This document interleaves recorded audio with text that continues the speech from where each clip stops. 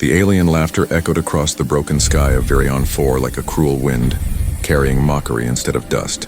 Their voices sharp and metallic through the translator chips as they circled the lone human who knelt beside the wreckage of his shuttle.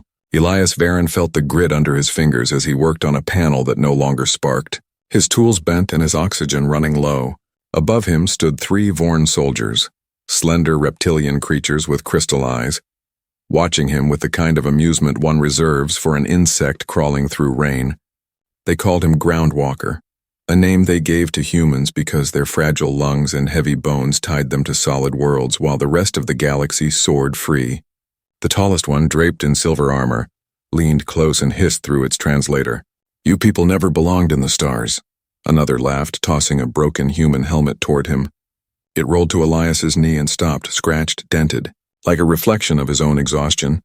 He didn't answer, didn't lift his head. He just kept twisting a bolt with shaking hands, pretending not to hear the words that cut deeper than the cold. Somewhere inside his chest there was anger, but it sat beneath layers of fatigue and silence. He whispered to himself instead, "Come on." Just a spark. The sun of Virion 4 was dying, its light thin and orange, bleeding through clouds of rust dust. The land stretched empty with the bones of old ships half buried in sand.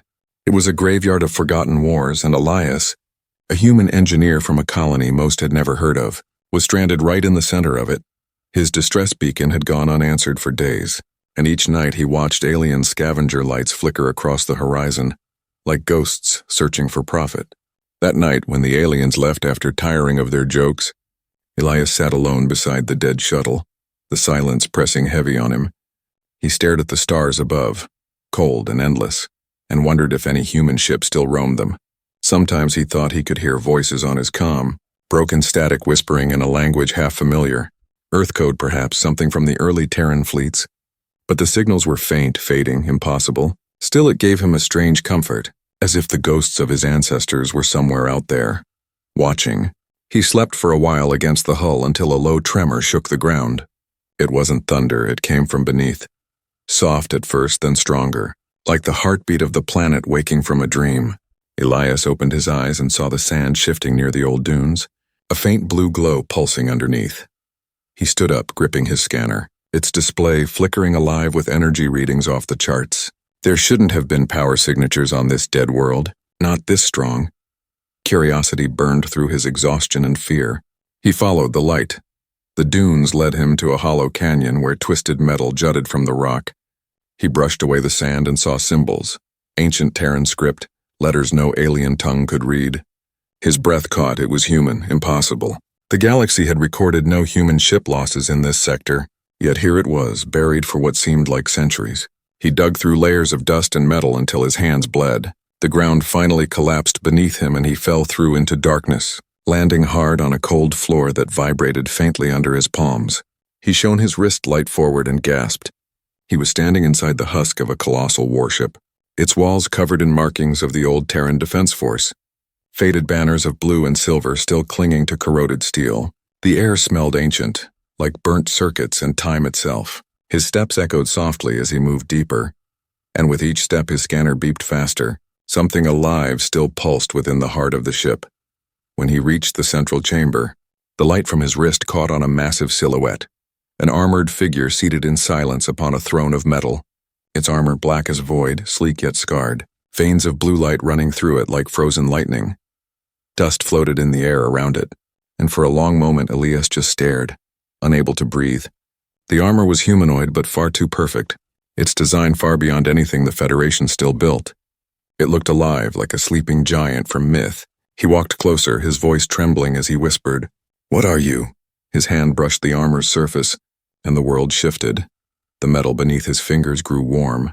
The lights along its chest flared to life, and a low hum filled the chamber, ancient and deep like a memory awakening after centuries. Symbols across the room flickered on, the ship's dormant systems awakening one by one, alarms whispering in forgotten languages. Elias stumbled back as the air filled with a vibrating pulse that shook dust from the ceiling. Above ground, the alien mercenaries noticed the tremor, their scanners lighting up with power surges from the canyon. They laughed at first, assuming the human had triggered an explosion in desperation. But when the dunes split open and a blinding blue light erupted skyward, the laughter died on their tongues. One of them whispered, What did the human do? As the sand around them melted into glass, below Elias shielded his eyes as the armor's visor opened, releasing a flood of light that bathed him completely. His heartbeat synchronized with the hum until it was impossible to tell which was his and which was the machine's. Then a voice, not through sound but through thought, spoke inside his mind, deep, calm, ancient human. Are you worthy of command? Elias couldn't speak, couldn't move. Tears slipped down his face, not from fear, but from something older, something that felt like recognition. The armor knew him, knew humanity, and for the first time in his life he didn't feel small beneath alien stars. Above the ruins, thunder rolled through the thin air as power surged upward into orbit. Ships passing nearby registered the signal, an ancient Terran frequency lost for thousands of years. And across distant systems, alarms began to blink in forgotten strongholds that had long been silent. The galaxy didn't know it yet, but the laughter that echoed tonight would be the last sound of arrogance before history awoke again. The human who was mocked had just opened the first gate of the old empire, and nothing in the stars would ever be the same again. The ruins trembled like a waking beast as the last echo of the voice faded inside Elias's mind. The dust that had lain untouched for centuries began to dance in the pale blue glow of the armor's heart, and he stood there frozen, caught between awe and terror, his breath shallow as if the air itself had thickened with the weight of something sacred. The armor towered before him, motionless yet alive, every curve of its surface pulsing softly like a heartbeat waiting to sync with his own. The hum surrounded him like a song without sound, ancient and commanding. He reached out again, hesitating. The words still echoing. Are you worthy of command? His fingers trembled above the glowing chest plate. A warmth brushed against his skin, not burning but deep like the touch of memory. Images flashed in his mind. Humans standing under alien suns, fleets cutting through voids lit with fire, a voice calling for unity, for vengeance, for something he couldn't yet name. His pulse quickened as he realized it wasn't showing him history. It was showing him memory. Its memory. The armor had seen the rise and fall of empires, had watched stars die and be reborn, and now it was speaking to him, one insignificant man lost on a forgotten world. The sound of metal scraping stone broke through the trance. Above the canyon, the alien mercenaries were returning, drawn by the surge of power. Their ships descended in spirals of flame, engines shaking the dunes apart. Elias turned as the armor's glow dimmed slightly, as if waiting for his choice. His eyes darted to a panel near the figure's feet, a faint imprint shaped like a human hand. He hesitated only a heartbeat before placing his palm against it. The moment skin touched metal, the armor came alive. The room filled with light so pure it burned away the shadows, and the ground itself seemed to breathe. Elias gasped as the suit unfolded, splitting open like wings made of dark steel. Tendrils of light reached for him, wrapping around his arms and chest. It felt like being submerged in liquid fire that didn't hurt. It sank into his muscles, his nerves, his bones connecting, becoming part of him. His mind flooded with data, symbols flashing before his eyes faster than thought. For a moment he wasn't Elias anymore. He was everything the armor remembered. Battles fought, worlds saved, sacrifices made, voices screaming across time, the overwhelming weight of what humanity once was. When the surge finally stopped, silence fell so sudden it felt holy.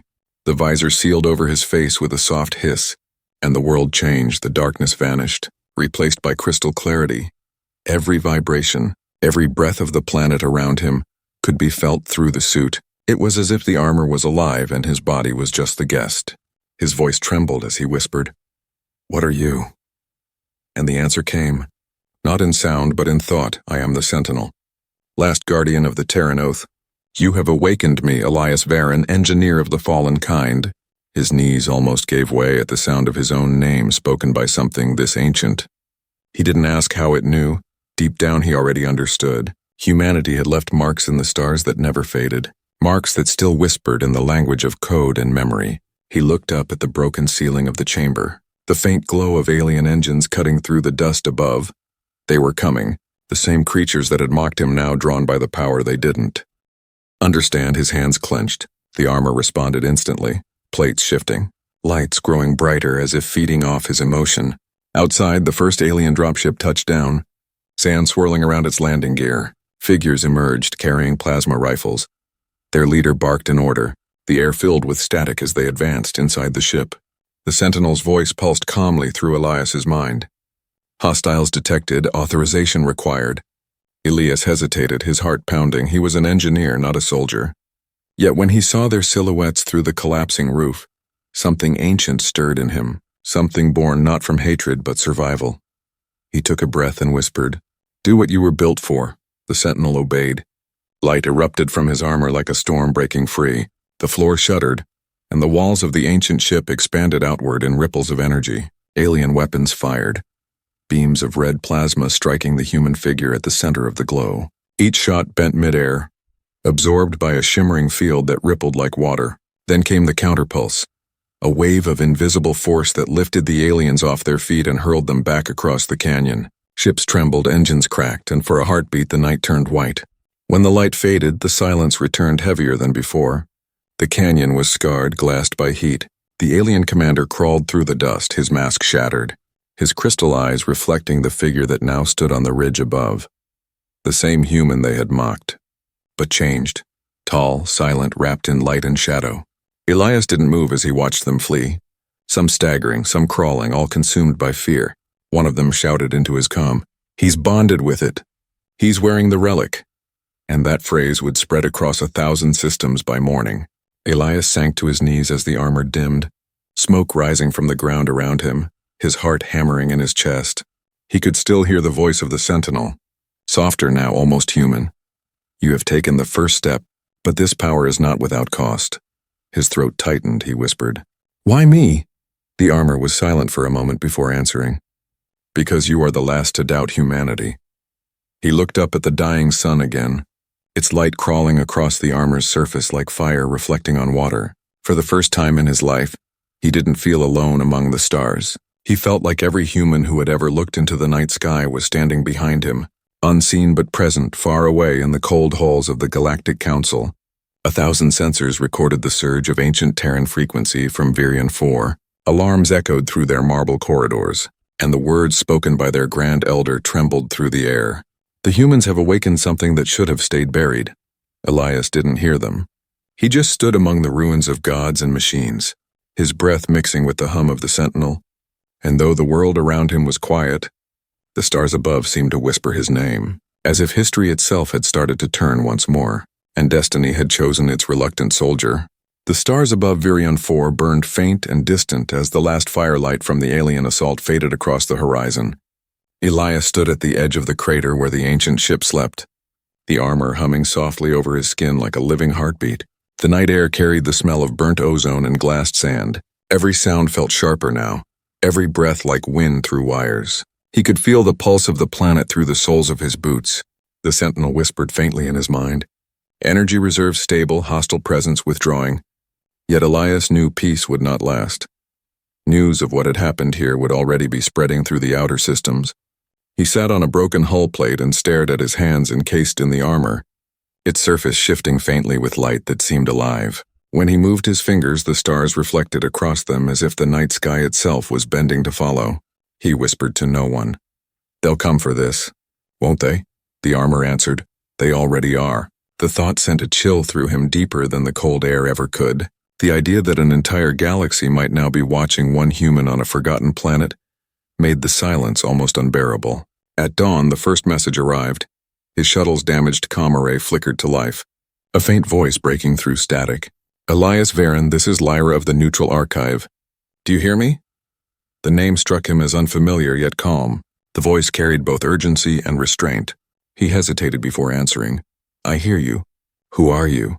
Static hissed for a moment before her reply came through clearer. "Someone who studied the myths your kind left behind.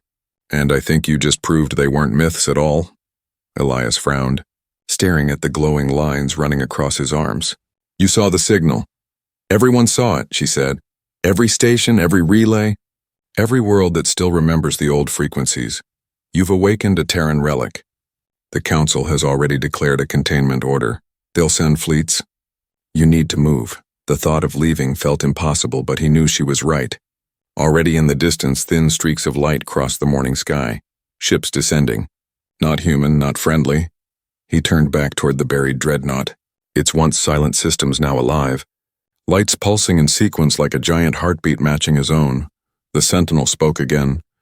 "Extraction is required, the relic cannot remain. Metal groaned as the buried ship shifted beneath the sand. Ancient machinery waking for the first time in ages, Elias climbed back inside, guided by the armor's soft light, through corridors filled with holographic flickers of the past, human soldiers frozen in time, banners bearing names no one remembered. It felt like walking through a dream too real to exist. He reached the control chamber where a small pod blinked alive, a single word flashing across its cracked interface. Link. The armor translated the rest for him. Partial navigation core functional, subwarp available. He didn't fully understand, but instinct told him this ship wanted to live again. The canyon above thundered as alien craft entered orbit. Dust raining down through the cracks, Elias rushed to the pod, placing his palm against the console. "Can you fly this?" he whispered. The armor's voice came softer. "With your consent," he swallowed hard, his heart pounding. "Then do it." The ground split open as engines buried deep beneath the ruins ignited with a roar that shook the entire valley.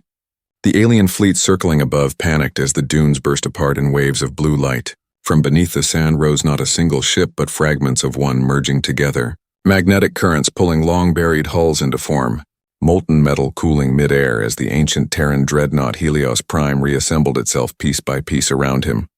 Inside, Elias was thrown to his knees as gravity rebalanced. The sentinel guided his movements through the chaos. "Keep your focus," the voice urged. "The stars are waking." Through the viewport he saw the alien fleet regroup, silver ships forming a blockade across the upper atmosphere. Lyra's voice cracked through comms again. "You're lighting up every sensor in the sector. You can't fight them all." "I don't plan to," Elias muttered. "I just need to reach orbit," the sentinel responded. Trajectory calculated. Brace for ascension. The engines screamed. A column of blue fire rising from the planet's heart. The ground beneath melted into rivers of glass. The ship ascended through smoke and thunder, the alien blockade opening fire, their beams cutting through the sky. Each shot hit the dreadnought's shields and scattered like sparks against water. Inside the cockpit, Elias's body trembled from the pressure, his vision blurring as the armor fused deeper with his nerves. The sentinel's voice steadied him. Human willpower exceeds threshold. Synchronization at 92%, he didn't know what that meant, but he could feel the armor feeding strength into him, his thoughts sharper, faster, as if the ship itself obeyed his instincts. One alien cruiser drifted too close, and without thinking, Elias raised his hand. A pulse erupted from the Helios's hull, slicing the cruiser apart with precision that stunned even him. The silence after the explosion felt endless, fragments of alien metal burning through the stratosphere like falling stars. For a brief second, Elias wondered if this was what his ancestors felt. The terrible beauty of power, the fine line between protector and destroyer. The sentinel broke his thoughts. "You hesitate," he answered quietly. "Because I still remember what fear feels like." "Good," the armor replied. "Then you will not become them." The dreadnought pierced through the final layers of the atmosphere. Entering the quiet darkness of space, behind him the planet glowed faintly. Half covered in smoke, half in sunrise, Elias leaned back, exhaustion and awe mixing like fire and rain. "Where now?" he asked. The sentinel paused. "There is one who can guide us. Lyra of the Archive has knowledge of the ancient networks. Trust her for now." Elias exhaled slowly. "Then let's find her." As the ship vanished into the cold beyond, the galaxy stirred. Communication relays crackled with fear and rumor, words spreading faster than light. "The human has awakened the sentinel. The Terran dreadnought lives again." In the shadowed halls of the Galactic Council, an elder lowered his head, whispering, "It begins again," while far across the void, Lyra watched the streak of blue light rise into the heavens from her station window and whispered to herself, "You don't know what you've started, human. But the stars do." And somewhere in that endless dark, the forgotten sentinels of the human empire began to stir, their eyes of steel opening one by one as if answering a long-delayed call from home. While Elias sat in silence inside the ship's glowing core, unaware that he had just lit the first flame of a destiny that the galaxy itself had tried to bury forever. The stars stretched endlessly around the Helios Prime as it drifted through the black sea of space, its ancient hull glowing faintly with blue veins of light that pulsed like a heartbeat. Inside the bridge, Elias sat at the command chair surrounded by silent consoles that seemed to breathe with him. The armor melded to his body no longer felt foreign. It had become a part of him. Yet beneath the calm hum of the ship lay a weight that pressed against his chest. The weight of knowing that every world now whispered his name in fear or in awe. He had escaped the Council's first assault, but not their gaze. Already fleets would be forming. Strategists calculating his next move. But Elias didn't feel like a hero or a weapon. He felt like a man caught inside something far older than himself. The Sentinel spoke softly through the quiet. The ship's systems are stable, power restored to 80%, tracking multiple signals closing in.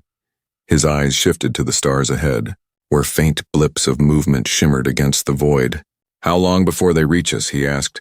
"Less than 3 cycles," the voice answered, calm as ever. Before the fear could settle in, the comm crackled alive. Lyra's voice came through, faint but firm. "You're alive, that's a start." He let out a breath that was half relief, half disbelief. "Barely, the whole galaxy seems to be after me," she replied. "You're not just a man anymore, Elias. You're carrying something that history erased. They fear what they don't understand." He looked at the armor covering his hands, the faint glow beneath the plates like fire trapped in glass. "Then help me understand it," he said quietly. "What is this really?" There was silence on her end for a long moment before she spoke again. "The Sentinel isn't just armor. It's a link to the first Terran network. A living archive that connects every ancient war relic ever built by your kind. If it's awake, others will follow." Elias's chest tightened. "You mean there are more?" "Thousands," she whispered. "Buried in places no one remembers. Waiting for the same signal that brought you back." The idea struck him like thunder. The thought that humanity, the race once dismissed as fragile and primitive, had left behind such vast power. It felt impossible, and yet everything he had seen made it real. "Why were they hidden?" he asked, his voice low. "Why not return?" Lyra's tone turned somber. "Because when humanity won their last war, they saw what power had done to them. The Council was built from the ashes of that victory, and humans chose to vanish rather than rule through fear." Elias stared out at the dark, trying to imagine a time when humans commanded fleets that could shake galaxies. The silence between them felt sacred. Suddenly, the console flared red, alarms pulsing through the bridge. "Hostile signatures detected," the Sentinel warned. Through the viewport, Elias saw streaks of light cutting across the stars, ships descending fast. "Council interceptors," Lyra shouted through comms. "You need to jump now," the Sentinel responded. "Coordinates available for emergency warp." "Do it," Elias ordered. The stars stretched and bent as the ship plunged into the tunnel of hyperspace, light twisting into rivers of color. The hum of the engines became a low roar that vibrated in his chest, and for a moment it felt like falling through eternity. When the ship re-emerged, silence returned, and before him floated a planet of green seas and violet clouds, glowing under twin suns. "Where are we?" he whispered. "Designation: Lumea 9, location of the neutral archive." Lyra's voice came again, clearer now. "Welcome to my world, Elias, and I hope you like being hunted." He brought the Helios into orbit and descended slowly, the ship casting a shadow over the shining cities below. Unlike the cold metallic worlds of the Council, Lumea 9 was alive, filled with structures grown from crystal trees and oceans that shimmered like liquid glass as the landing gear touched the surface. Lyra appeared on the deck through a small transport gate, tall and graceful, her violet skin glowing faintly under the ship's light.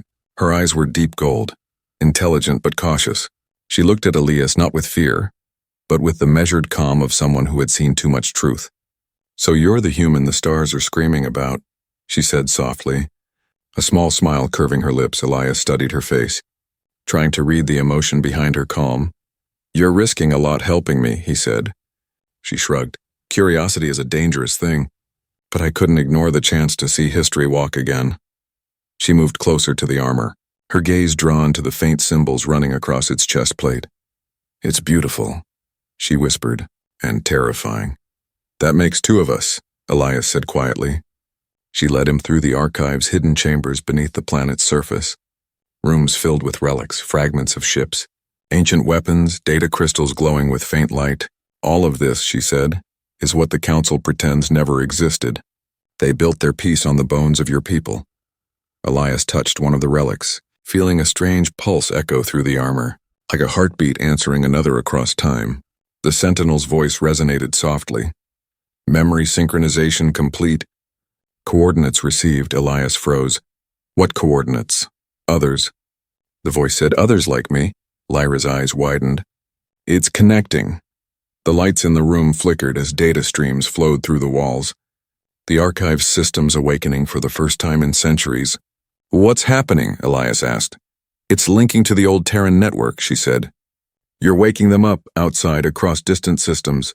Ancient signals began to echo, beacons that hadn't pulsed in 1,000 years. But in the shadows beyond Lumea 9's orbit, a fleet of Council dreadnoughts had already locked onto the signal. Commanders watching in silence as the human ship reappeared on their scanners. "Prepare for planetary siege," the Admiral ordered coldly. The relic must not spread. Elias didn't yet know what was coming. He only felt the growing hum of power beneath his feet, the sound of something vast and unstoppable reawakening. He looked at Lyra, her expression a mix of awe and fear. "If I'm right," she whispered, "this isn't just about you anymore. This is the beginning of their return." Elias stared through the glass at the stars above, the reflection of his glowing armor flickering across his eyes, his voice steady but heavy with emotion. "Then the galaxy better remember what it means to face humanity." Outside, the twin suns burned brighter as if answering the call, and in the endless dark beyond their light, ships long lost began to stir once more, their engines whispering across time, ready to rise again. The night sky above Lumea 9 began to tremble as the first shadows of the Council fleet broke through orbit, their massive ships blocking out the twin suns like dark giants rising over a fragile world. Inside the ancient halls of the Neutral Archive, alarms pulsed in red waves across crystal walls. Lyra stood beside Elias on the command platform, her eyes wide with disbelief as thousands of hostile signals flickered across the holographic map.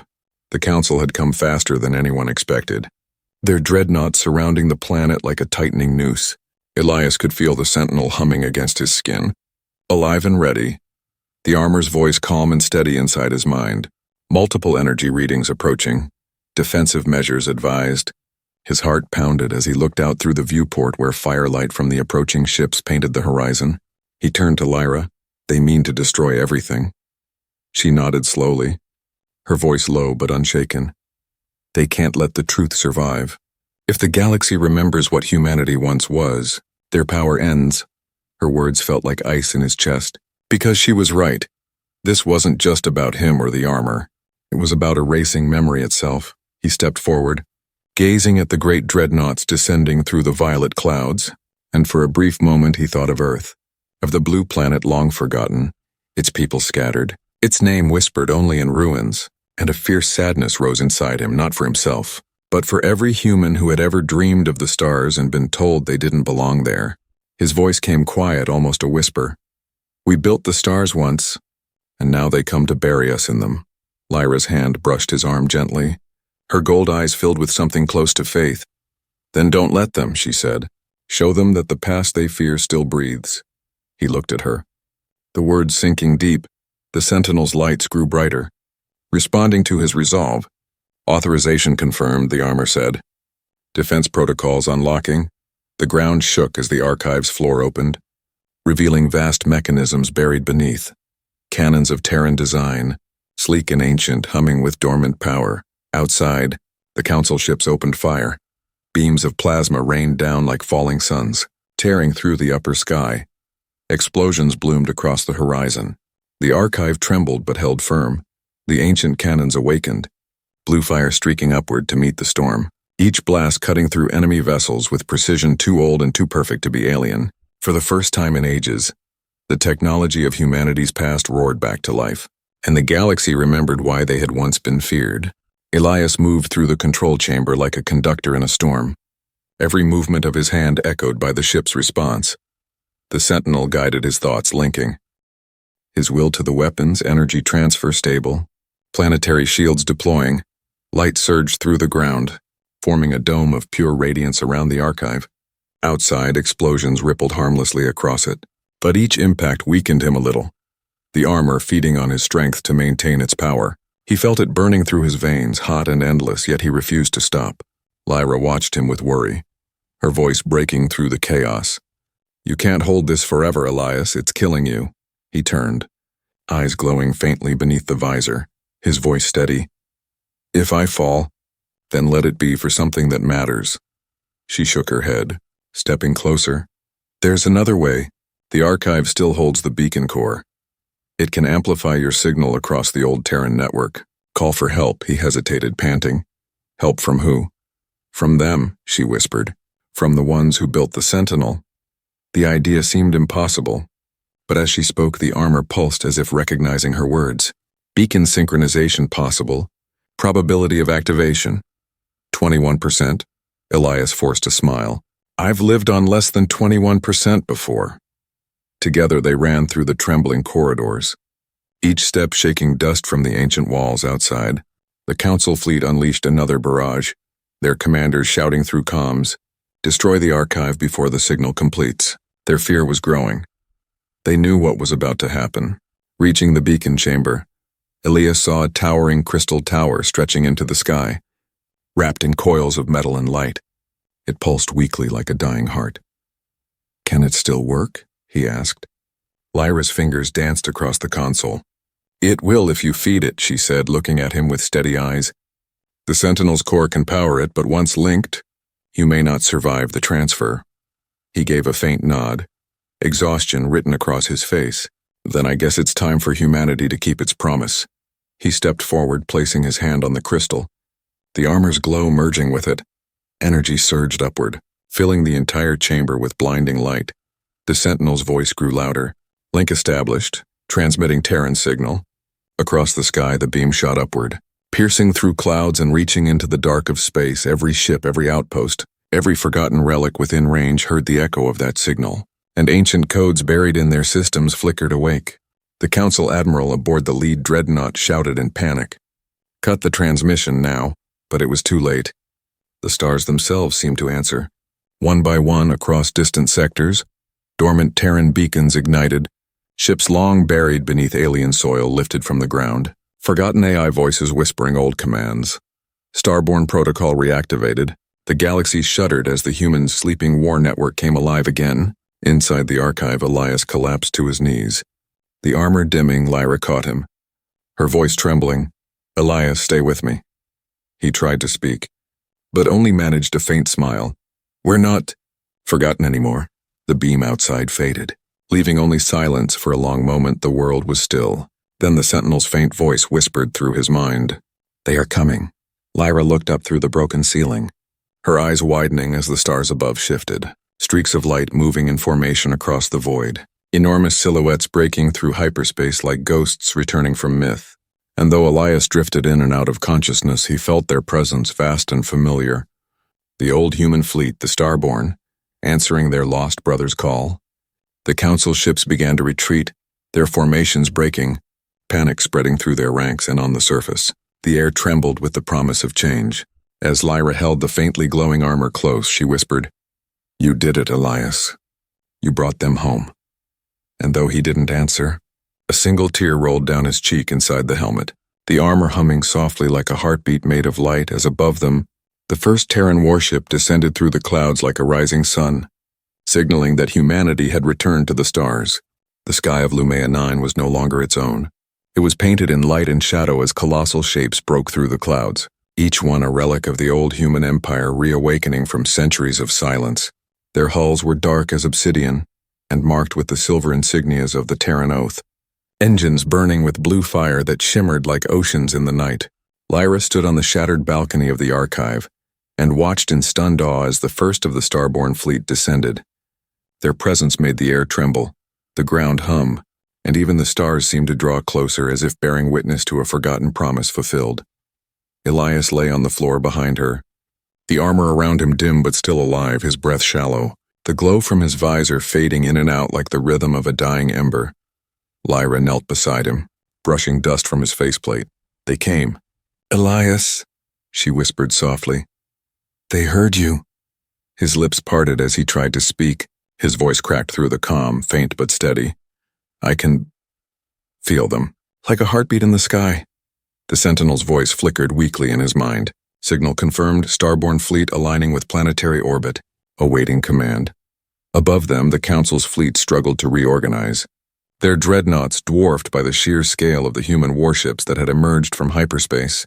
The Starborn vessels were not like anything the galaxy had seen in millennia. They moved with the quiet grace of predators, ancient yet flawless, powered by technology so old it seemed divine. One of the alien commanders shouted into comms, "Fall back! Fall back now!" But their retreat only revealed the truth. There was nowhere left to run. Lyra turned as the largest of the Terran ships. The Eternum lowered its massive hull into orbit, light cascading across its surface like fire reflected on glass. Through the armor's fading interface, Elias could see it too, his eyes filling with tears he didn't fully understand. "They remembered," he whispered, the words barely forming. "After all this time, they still remembered." A deep voice suddenly echoed across the atmosphere, transmitted through every frequency, calm and resonant.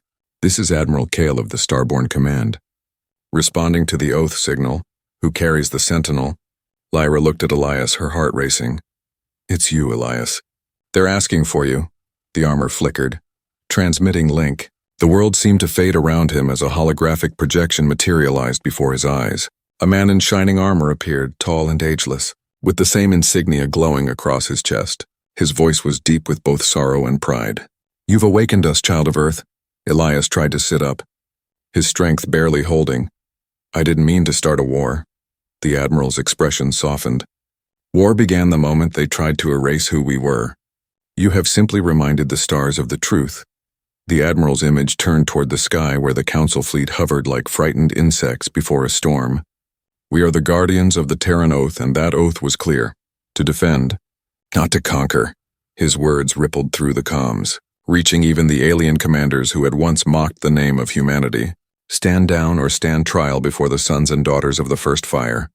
But the Council was too blinded by fear. Their ships opened fire again, beams of green energy cutting across the void. The Starborn fleet responded not with aggression but precision, shields of golden light flaring to life, absorbing the storm and reflecting it harmlessly into the void. From orbit, one of the Terran vessels projected a voice so vast it shook the clouds. "No more war," and in that instant every weapon fired by the Council went dark. Systems shutting down, engines dying in silence. The Starborn ships had disabled them without a single casualty. It wasn't a battle. It was a statement. Lyra looked at Elias, awe filling her voice. "They don't want revenge, they want peace," he nodded faintly. "That's what we were meant to be." But even as he spoke, his body trembled, the armor feeding off what remained of his energy. The Sentinel whispered gently, "The link is complete.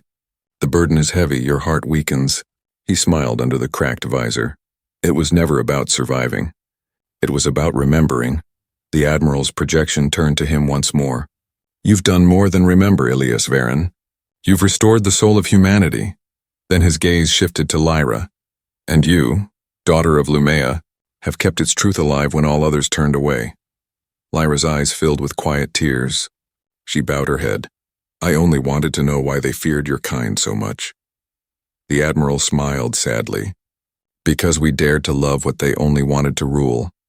Outside, the last of the Council ships began to retreat, their leaders sending desperate signals of surrender. The galaxy that once mocked the name of human now watched in silence as the Starborn fleet stretched across the sky like a living constellation. Elias struggled to his feet, looking through the cracked glass of the Archives dome at the lights above. "They'll need someone to speak for them," he murmured, the Sentinel's glow returning softly. "You are their voice now." Lyra reached out to steady him. "You don't have to stand alone," she said gently. "Maybe that's the point of all this." He looked at her, his voice barely a whisper. No human ever stood alone outside. The hum of the fleet deepened, thousands of ships aligning into formation, their engines glowing brighter than the suns themselves. The air seemed to vibrate with purpose in that moment across the galaxy. Beings of every world watched their screens and saw the impossible, the species they had. Dismissed as weak, fragile, obsolete, now standing as protectors of peace once more. And though fear lingered, it was slowly replaced by something else, respect. Elias closed his eyes as the armor's light faded around him, his voice calm, steady, filled with quiet pride. "Let them see what we were and what we still are," the Sentinel answered softly. The law of the Starborn will echo again, as the sky erupted in radiant light, not of war, but of awakening. Lyra held him close as the rising hum of the fleet filled the heavens. Her gaze locked on the endless horizon where new suns were being born, and as the ships vanished into hyperspace to spread the message of peace across the stars, she whispered into the quiet air, "You've changed everything. Elias? And though he didn't respond, the soft pulse of the armor glowed once more. A heartbeat of light that promised the story of humanity had only just begun. The suns of Lumea 9 rose slow and heavy over a world forever changed, their golden light spilling across the shattered plains and broken towers of the neutral archive, where silence now ruled the air. Dust drifted through the beams of morning light, and every flicker seemed to hold the memory of fire, the memory of what had just taken place above the planet. The starborn fleet floated like a crown of light around a sleeping giant, thousands of human ships gleaming softly, their hulls reflecting the dawn of peace. And for the first time in countless ages, the galaxy was quiet. Elias stood on the balcony where the battle had once roared, the armor now cracked and dim, its glow faint but still alive. His breath came slow, every inhale a reminder that he was still tethered to something greater than himself. The sentinel spoke gently inside his mind, its tone softer than ever before. The network is awake, the oath restored, the Terran fleet stands ready. Elias looked to the horizon where the twin suns bled into the sky and whispered, "Ready for what?" The armor pulsed faintly as if unsure of the answer. For what comes next down below? Lyra walked among the wounded and the stunned, alien citizens of Lumea 9 and refugees from distant worlds who had once feared the name of human, now moved through the ruins side by side with starborn soldiers. She saw how they looked at Elias not as a conqueror but as a symbol, not of power but of return.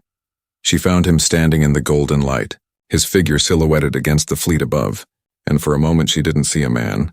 She saw history breathing again. She approached quietly, her voice barely above a whisper. "They want to know what happens now." He didn't look at her, his eyes fixed on the sky. "Now," he said softly, "we keep our promise." The promise had been simple once, carved into the code of the Sentinel itself. That humanity would rise not to rule but to protect, to keep the balance between stars and silence, to remind the galaxy that strength without compassion was just another kind of darkness. Elias had felt that truth in his bones when the armor chose him. And now the weight of it pressed down like gravity. From orbit came the voice of Admiral Kale, deep and steady across the comm. "Council fleets have withdrawn beyond the rim. Their envoys request negotiation under Terran oversight." Elias glanced toward the sound. "Negotiation," he murmured. "After centuries of mockery and war, they finally speak the word." Kale's voice carried a faint warmth. "They fear you, but they respect what you did. They saw mercy when they expected destruction." Elias lowered his head slightly, a quiet smile touching his lips. Then maybe that's what it means to be human again. The day stretched onward, the planet rebuilding itself piece by piece. Drones from the starborn ships descended like silver birds bringing supplies, tending to wounds, restoring life where death had been expected. The air was filled with the hum of renewal. Lyra watched as human engineers worked beside alien healers, barriers of species and history dissolving in the light of what they had survived together. It was not victory that filled her chest, it was peace.